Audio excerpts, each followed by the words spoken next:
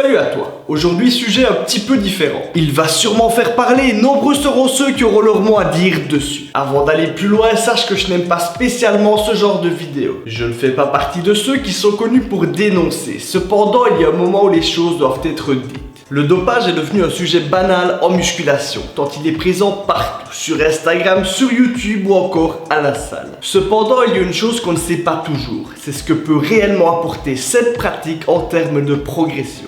La réponse qu'on nous donne généralement, c'est que ça aide mais que ça ne fait pas tout et que sans un bon entraînement, on ne progresse pas. Dans cette vidéo, à l'aide de références scientifiques, on va répondre à cette question de façon précise. Est-ce que les mecs qui trichent ont un réel avantage sur les autres ou au contraire est-ce que ce n'est qu'une toute petite aide? Tu vas savoir ça tout de suite. Passons directement à l'étude. Elle a été faite sur 61 personnes, exclusivement des hommes âgés entre 18 et 35 ans et pratiquant déjà la musculation. Avant l'étude, aucune de ces personnes n'avait consommé le moindre produit interdit. Les 61 sujets ont été répartis en 5 groupes. Le groupe 1 qui a reçu 25 mg de testostérone énanthate par semaine, le groupe 2 qui en a reçu 50, le groupe 3 qui en a reçu 125, le groupe 4 300 et le groupe 5 600. L'étude a duré environ 5 mois et durant ces 5 mois, les sujets ne se sont pas entraînés. C'est-à-dire qu'ils n'ont pas mis une seule fois les pieds à la salle, si ce n'est pour des tests liés à l'étude. Je vais maintenant te donner les résultats obtenus après ces 5 mois, en termes d'évolution de la masse musculaire et de la masse grasse. En toute logique, si on arrête de s'entraîner comme les sujets de l'étude, on perd du muscle et on prend de la masse grasse. Je crois qu'on est tous d'accord là-dessus. Cependant, tu verras qu'ici, ce n'est pas tout à fait la même chose. Le groupe 1, qui a reçu 25 mg de testostérone par semaine, a pris en moyenne 400 mg de muscle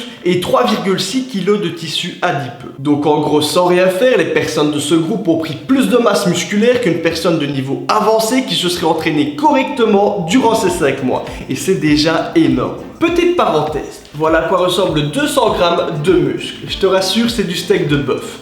Si je m'en colle un sur chaque pec, t'imagines la différence que ça peut faire. Passons maintenant au groupe 2. Les sujets recevaient ici 50 mg par semaine. Au bout de 5 mois, ils ont pris en moyenne 1,1 kg de muscle et 2,6 kg de tissu adipeux.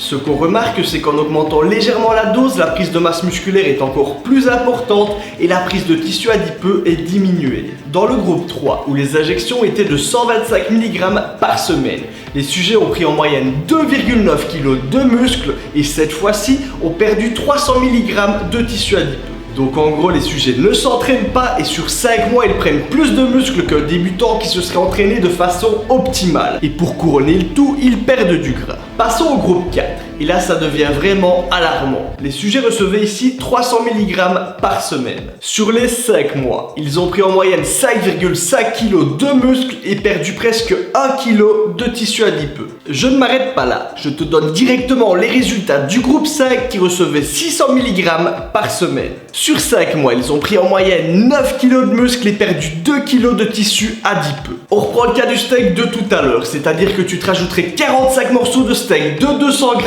partout sur le corps. La boucherie, elle peut fermer après que tu sois passé. Là, t'as le choix, tu t'en mets où tu veux. Steak sur chaque bras, une dizaine dans le dos, 2 sur chaque pec. Je ne sais pas si tu te rends compte du bazar, mais les mecs sans s'entraîner ont pris plus de muscles qu'un naturel qui s'entraînerait correctement depuis des années. Bon, pour l'étude, on en a fini. Maintenant que tu as tous ces chiffres en tête, essaye un petit peu de t'imaginer le résultat que ces personnes auraient pu avoir si elles s'étaient entraînées. Sans oublier que dans la réalité, certaines personnes vont utiliser des doses supérieures à 600 mg, ainsi que probablement d'autres produits. Tout ça pour que tu comprennes une chose, c'est qu'en se chargeant, certains se donnent une crédibilité qu'ils ne méritent pas. Il n'est pas rare de tomber sur des gars qui sont devenus énormes en à peine quelques années. Ces gars se sont injectés dans le fion plus de testo que tu n'en produiras jamais sur toute ta vie. Après ça, ils ouvrent un compte Instagram où ils te font croire qu'ils mangent clean et ont un mode de vie sain. Ou au contraire, ils mangent de la merde et te font croire que toi aussi, tu peux te le permettre. Ce que tu dois savoir, c'est que tout ce que tu obtiens en trichant, tu le payes un jour ou l'autre. On n'obtient rien sans rien. Tu trouveras facilement sur le net des témoignages d'utilisateurs ou anciens utilisateurs de produits interdits. Et je dois te dire que tu n'auras pas besoin d'en écouter beaucoup pour te dissuader d'en utiliser. Je te conseille d'ailleurs vivement d'aller en écouter un ou deux après cette vidéo. Que ce soit pour afficher un meilleur physique, pour passer un palier ou encore pour participer à une compétition. Absolument aucun prétexte n'en vaut la peine. Ne te compare pas aux centaines de milliers de personnes qui sont musclées et sèches toute l'année, car ce n'est pas représentatif de la réalité. Si tu dois te rappeler d'une seule chose de cette vidéo, c'est que les produits aident énormément, mais que toute tricherie se paye, et très cher.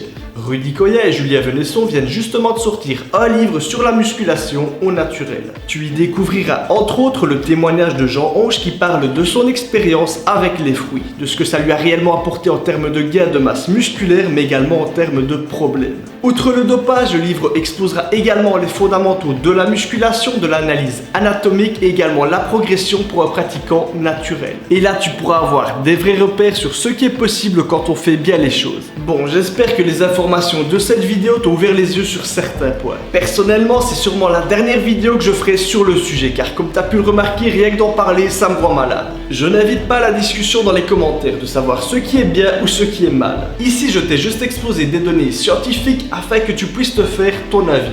D'ailleurs, le lien de l'étude est en description. Si la vidéo t'a plu, n'hésite pas à laisser un pouce bleu et à t'abonner. Concernant les pouces rouges, par contre, ce sera facile de savoir combien de mecs chargés ont regardé la vidéo. Bon, moi je te dis à samedi prochain, 18 h et à la prochaine. You're my dream, but I just want it. Can't get to myself, can't get to myself, can't get to myself.